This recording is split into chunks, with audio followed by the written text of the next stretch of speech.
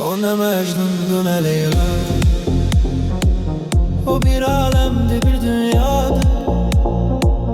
Onu şair nece vesfetsin, o hayalımdaki sevdadı. Mest ediptir bizi peymaneler, gece meyhaneler, gece meyhaneler. Başa düşmez bizi biganeler, deli divaneler, deli divaneler.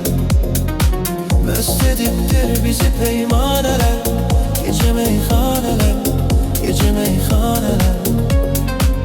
Başa düşmez bizi biganeler, deli divaneler, deli divaneler.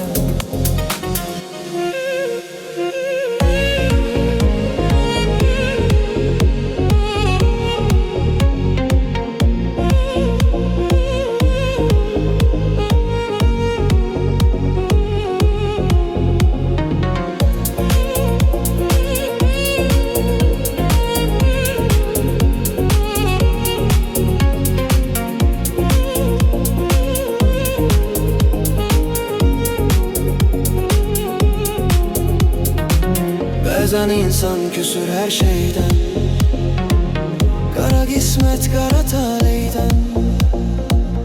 Üzümüz gülmedi onsuz da, sagi aşıklara süz meydan. Sagi meysüz ki üzüm kalmasın, kara dünyada gözüm kalmasın. Beni dindirme danıştırma, yine içtim ki sözüm kalmasın. Mest ediptir bizi peymaneler, gece meyhaneler, gece meyhaneler. Başa düşmez bizi biganeler, deli divaneler, deli divaneler.